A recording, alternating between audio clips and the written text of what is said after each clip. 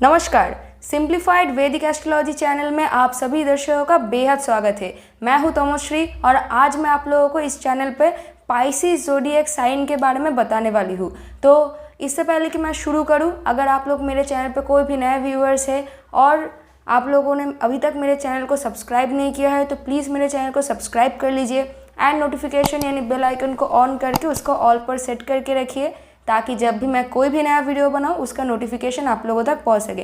क्योंकि इस चैनल पे मैं एस्ट्रोलॉजिकल लर्निंग्स, एस्ट्रोलॉजिकल प्रेडिक्टिव और साथ ही में पुराणिक स्टोरीज़ के बारे में भी वीडियो बनाती हूँ।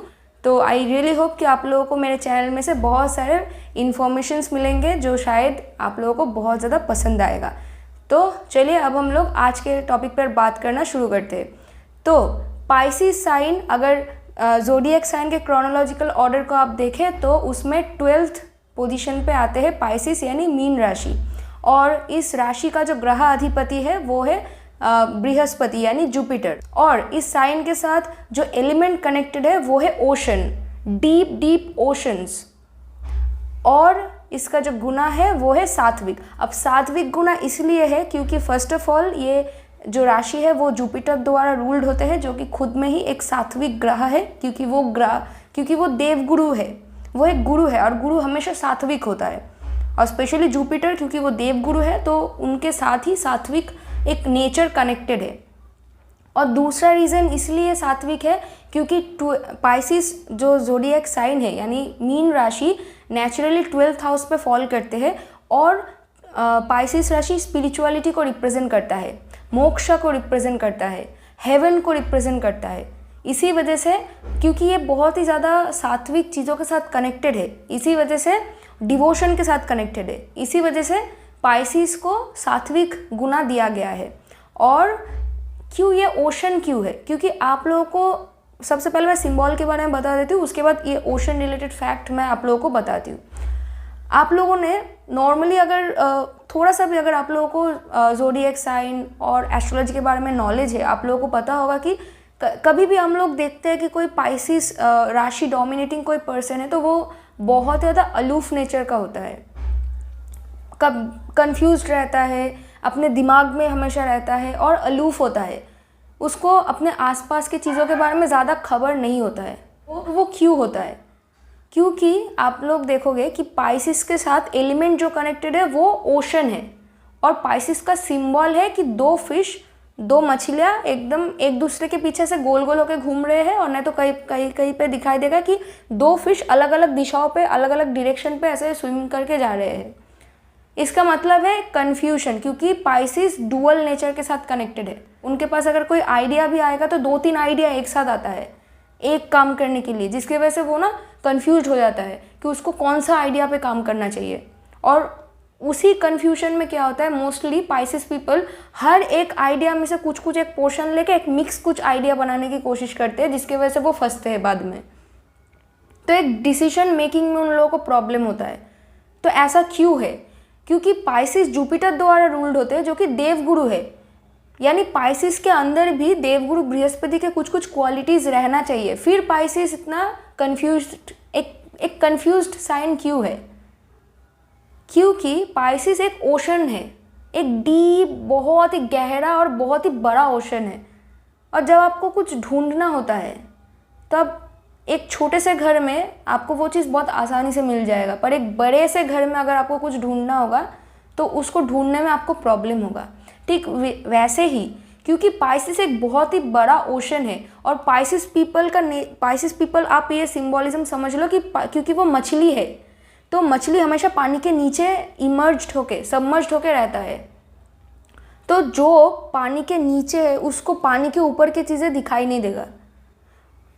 एरीज से लेके एक्वेरियस तक अर्थली साइंस है या फिर अर्थ के साथ कनेक्टेड है किसी ना किसी तरीके से, चाहे वो मेटेरियली हो चाहे वो किसी और तरीके से हो। पर पाइसिस एक ऐसा साइन है जो कि पानी के अंदर है पूरा। अब जो इंसान पानी के अंदर है उसको सिर्फ पानी के अंदर के चीज़ें दिखाई देंगे। लाइक फिश है तो दूसरे फिशेस दिखाई देंगे, पानी के अंदर जो प्लैंक्टन्स होता है, जो पेड़ पौधे छोटा छोटा होता है वो सब दिखाई देगा। अगर एक मछली को आप पानी के नीचे से बोलोगे वो देखो वहाँ पे एक पहाड़ दिख रहा है, उसको नहीं दिखेगा पाइसिस पीपल के साथ ऐसा ही होता है। पाइसिस फर्स्ट ऑफ ऑल उनको सबसे पहला ज़रूरी है कि वो अपने अंदर इमर्ज्ड हो, अपने अंदर झांक के उनको देखने की ज़रूरत है कि उनको क्या चाहिए अपने लाइफ में, उनको क्या पसंद है, क्या उनको करना है, उनका एग्जैक्टली क्या ड्रीम है जो उनको खुश करता है। एक पाइसिस पीपल बहुत ही क्रिएटिव है क्योंकि वो 12th हाउस एनर्जी के साथ कनेक्टेड है। 12th house energy is also connected with creativity क्योंकि वो बेड प्लेजर के साथ कनेक्टेड है। Pisces 12th house. तो पाइसिस पीपल नेचुरली क्रिएटिव होते हैं, उनके दिमाग में एक साथ बहुत सारे आइडियाज़ आने लगते हैं। उनका मेन प्रॉब्लम ये होता है कि पाइसिस इतना ज़्यादा अपने दिमाग में होता है कि अपने ब्रेन के अंदर इतना ज़्यादा होता है कि वो लोग अपने आसपास के रहने वाले चीज़ों पे ज़्यादा ध्यान नहीं देते हैं। और क्या होता है, उनके आसपास जो लोग रहते हैं, अगर वो पाइसिस नहीं है, मान लो कि कोई और राशि द्वारा रूल्ड कोई इंसान, सपोज कि उसका एक पाइसिस बच्ची है, उसका पापा एरीज द्वारा बहुत ज़्यादा हेविली एरीज डोमिनेटिंग पर्सन है, माँ शायद बहुत ज़्यादा वर्गो डोमिनेटिंग पर्सन है। तो एरीज वर्गो दोनों मिक्स होके वो लोग यही बोलेंगे कि अपने आसपास देखो क्या हो रहा है, ये करो वो करो, मतलब ये करो तो ज़्यादा पैसा मिलेगा, ये करो तो ज़्यादा मटेरियल चीज़ें आपको मिलेगा। पाइसिस कन्फ्यूज हो जाता है और पाइसिस को लगता है मुझे कुछ भी नहीं करना है, ये तो मुझे अच्छा ही नहीं लगता है। तो फिर पाइसिस के ऊपर प्रेशर आने लगता है कि तुम्हारे अंदर वर्क ड्राइव इतना कम क्यों है, तुमको कुछ करना है कि नहीं अपने लाइफ में, क्या करना है बताओ, तुम इतना कंफ्यूज क्यों हो। तो पाइसिस लोगों पे आसपास से प्रेशर सबसे ज़्यादा आता है क्योंकि Pisces first of all Pisces लोगों को ज़रूरी है कि वो अपने अंदर झांक के देखे, अपने आप से पूछे कि उनको क्या चाहिए। पाइसिस को जितना ज़्यादा लोग बाहर के लोग इन्फ्लुएंस करने की कोशिश करेंगे, पाइसिस उतना ज़्यादा कंफ्यूज रहता है। पाइसिस में खुद में ही एक देवगुरु बृहस्पति का एनर्जी है। उनको किसी से ऐसे कोई सलाह लेना है ज़रूर पूछिए, पर मोस्टली उनको क्या चाहिए, उनको सबसे पहले अपने आप को बोलने की ज़रूरत है, अपने आप को पूछने की ज़रूरत है।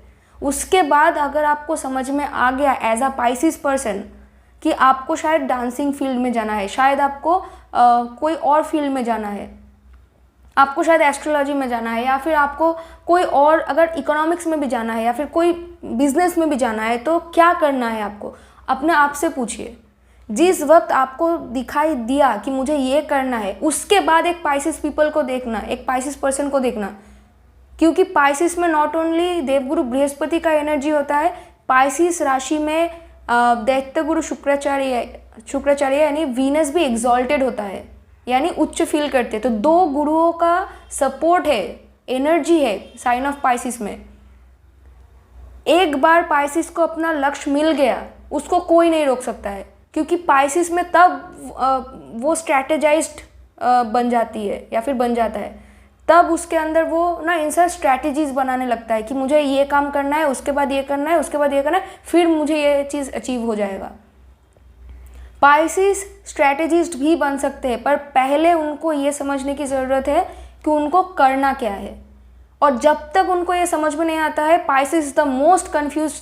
और पाइसिस अलूफ भी नहीं है। पाइसिस अलूफ नेचर का इसलिए लगता है क्योंकि पाइसिस, जैसे मैंने एक्सप्लेन किया, कि अपने दिमाग में होते हैं। एक पाइसिस इंसान के दिमाग इतना ज़्यादा क्रिएटिव होता है ना, उसके खुद के दिमाग के अंदर इतना ज़्यादा क्रिएटिविटी, मतलब creative ideas, creative locations, creative ये, मतलब इतना ज़्यादा अच्छा चीज़ें वो अपने दिमाग में कल्टिवेट करते हैं कि उसको वो जब ऐसे आंखें खोल के जब अपने आसपास देखते हैं ना, जो रियलिटी जब वो देखते हैं, तो उनको बिल्कुल अच्छा नहीं लगता है। एज सिंपल एज दैट, उनको पसंद नहीं आता है रियलिटी, क्योंकि उनके दिमाग में वो लोग इतना अच्छा चीज़ें वो लोग देख सकते हैं, कल्टिवेट कर सकते हैं, उनको रियलिटी पसंद नहीं है। उनको रियलिटी सबसे ज़्यादा चुभता है, हार्श लगता है।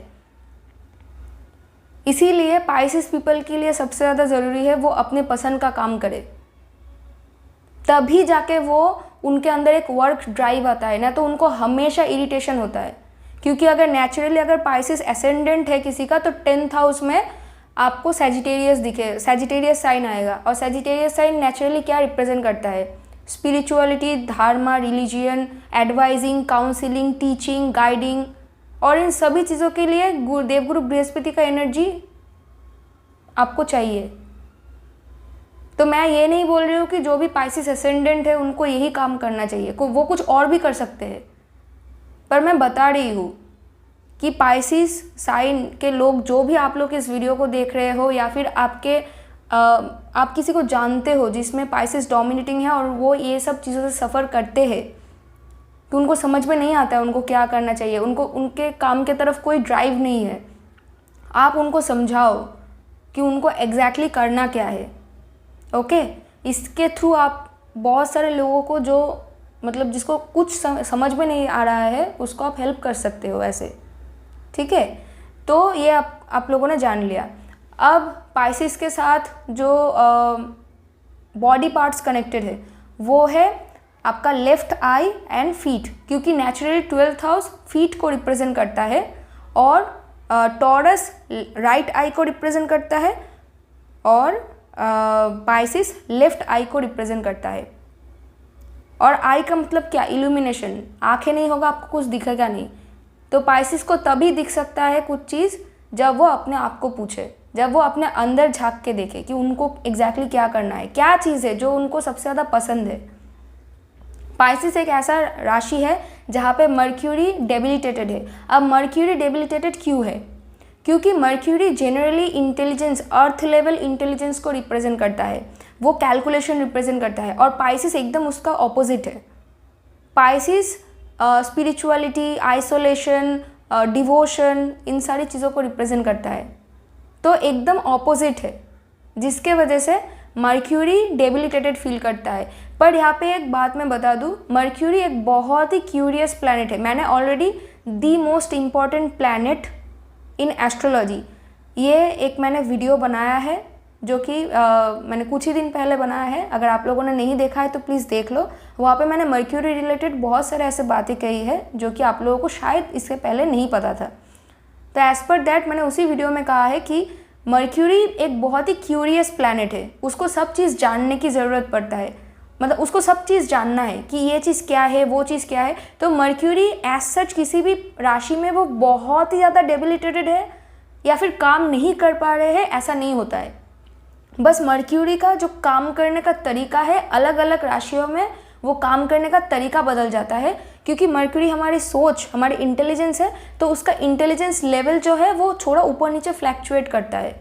जैसे कि वर्गो राशि में मर्क्यूरी बहुत ही ज़्यादा कैलकुलेटिव, एनालिटिकल, लॉजिकल इंटेलिजेंस ऐसा होता है, प्रॉब्लम सॉल्विंग कैपेबिलिटी उनमें ज़्यादा होता है।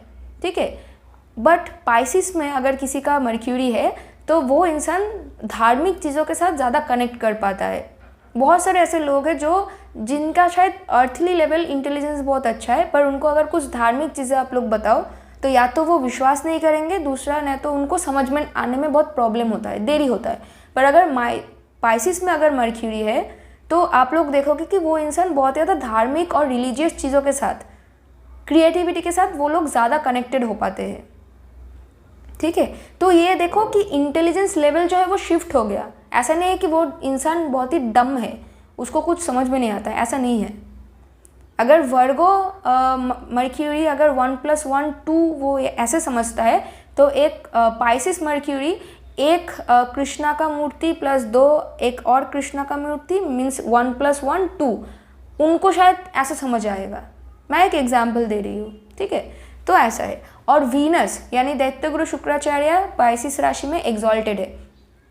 अब आप लोग सोचो, दैत्यगुरु शुक्राचार्य और देवगुरु बृहस्पति एक दूसरे के एनिमी है यानी शत्रु है, पर क्यों वीनस यानी शुक्र क्यों पाइसिस राशि में एग्जॉल्टेड है? क्योंकि वीनस अर्थली लेवल पे love, romance, relationship, marriage, earthly pleasures, इन सभी चीज़ों को रिप्रेजेंट करता है। पर एक्चुअली में अगर आप लोग सात्विक वे में अगर आप लोग देखो तो दैत्यगुरु शुक्राचार्य भगवान शिव के अंदर 10,000 सालों तक थे, और शिव जो भी नॉलेज उनके पास है वो सभी वो उनके ही अंदर समा के वो सीख रहे थे। उसके बाद वो उनके शरीर से बाहर आए थे। ठीक है, तो वो डिवोशन है। शुक्राचार्य पाइसिस राशि में डिवोशन को रिप्रेजेंट करता है, क्योंकि ओरिजिनली पाइसिस भी एक एक डिवोशन वाला एक साइन है। तो इसी वजह से जब वीनस एग्जॉल्टेड होते हैं तब वो लव, रोमांस, आप लोग देखोगे कि बहुत सारे लोग सोचते हैं कि अगर मेरा वीनस एग्जॉल्टेड है तो मेरा लव लाइफ बहुत ही अच्छा जाएगा।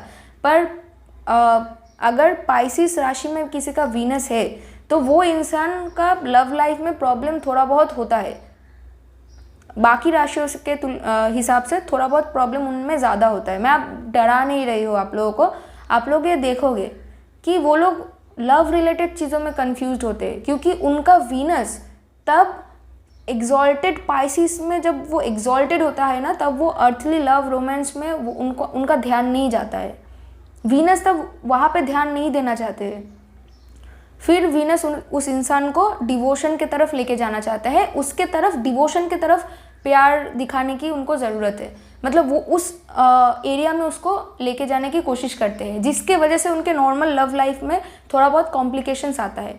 तो ऐसे में इंसान को क्या करना चाहिए, इसका भी तरीका है। जब आप लोगों को दिख रहा है कि लव लाइफ में प्रॉब्लम हो रहा है, पाइसिस राशि में वीनस है, 12th हाउस में वीनस है, आप लोग स्पिरिचुअलिटी की तरफ ध्यान देना शुरू करो। जैसे ही आप लोग स्पिरिचुअलिटी की तरफ आप लोग ध्यान देना शुरू करोगे, या फिर थोड़ा रिलीजियस कुछ काम करोगे, ठीक है, अपने अपने धर्म के हिसाब से, तो देखना कि ऑटोमेटिकली वो वीनस ना एक्टिवेटेड होने लगता है। फिर वीनस आपको एक ऐसा पार्टनर आपको लाके देगा अपने लाइफ में कि वो पार्टनर के साथ आप एकदम मैच कर पाओगे, वो पार्टनर भी आपके दिमाग के साथ मैच कर पाएगा, आप भी उसके दिमाग के साथ मैच कर पाओगे। फिर वो कंपैटिबिलिटी बहुत अच्छा होता है, पर उस चीज़ के लिए आपको भी अच्छा बनना पड़ेगा। अगर आप नारायण हो, आपको लक्ष्मी जी चाहिए, तो आपको भी तो नारायण बनना पड़ेगा ना, बिना नारायण के लक्ष्मी माँ नहीं आएंगी। और अगर आप लक्ष्मी हो तो आपको अगर नारायण चाहिए कोई, तो आपको भी माँ लक्ष्मी जैसा बनना पड़ेगा, फिर ना आप अपने काउंटर पार्ट को अट्रैक्ट कर पाओगे। तो ये चीज़ें हैं जो आपको समझने की ज़रूरत है। अदरवाइज पाइसिस आइसोलेशन रिप्रेजेंट करता है, आइसोलेशन, हॉस्पिटल, असाइलम, जो भी कॉन्फाइंड स्पेस, आश्रम, गुरु का आश्रम, और मोक्षा को रिप्रेजेंट करता है, ठीक है। इसी वजह से केतु को भी किसी पूल ऑफ थॉट में, एस्ट्रोलॉजिकल बहुत सारे पूल्स ऑफ थॉट्स है एस्ट्रोलॉजी में, तो किसी जगह पे पाइसिस राशि में केतु को एग्जॉल्टेड माना जाता है, क्योंकि केतु भी मोक्षाकार का है, पाइसिस भी मोक्षा वाला ही एक साइन है, और वो हाईएस्ट ऑफ मोक्षा हाउसेस है, क्योंकि एस्ट्रोलॉजी में 4, 8 एंड 12th जो 3 घर है वो मोक्षा ट्रायंगल है। तो 4th पहला, 8th सेकंड, 3rd एकदम अंतिम में आता है पाइसिस, जो कि हाईएस्ट ऑफ मोक्षा साइंस है, sorry highest of moksha houses है, और साइन के वाइज भी वो वही रिप्रेजेंट करते हैं। तो इसी वजह से केतु को, क्योंकि केतु खुद भी एक मोक्षाकार का है, तो उनको वहाँ पर भी एग्जॉल्टेड माना जाता है। पर एक और पूल ऑफ थॉट में केतु को कैप्रिकॉर्न पे भी एग्जॉल्टेड मानते हैं, ठीक है। और केतु भी इंटुएशन है और पाइसिस भी इंटुएशन है। तो अगर आप लोग देखोगे कि किसी के ascendant 4th house, 8th house और 12th हाउस पे अगर पाइसिस साइन में केतु है, तो वो लोग नेचुरली बहुत ही इंटुएटिव होते हैं। उनको कुछ चीज़ें शायद वो इनको इंटुएशन के थ्रू बहुत कुछ पहले से ही समझ में आ जाता है, ठीक है। तो वो लोग इंटुएटिव होते हैं। और ओन साइन जो है पाइसिस, जुपिटर अपना उनको ओन साइन मानते हैं। एग्जॉल्टेड वीनस है, डेबिलिटेटेड मर्क्यूरी है, बाकी प्लैनेट्स थोड़ा बहुत अपने अपने हिसाब से न्यूट्रल है, ठीक है। तो ये रहा पाइसिस ज़ोडिएक साइन के बारे में इन्फॉर्मेशंस। आई होप कि आप लोगों को ये वीडियो अच्छा लगा होगा। अगर वीडियो अच्छा लगा है तो प्लीज़ इस वीडियो को लाइक, शेयर एंड सब्सक्राइब ज़रूर करना। और मुलाकात होगी आप सभी लोगों से मेरे अगले वीडियो में। तब तक के लिए bye, thank you so much.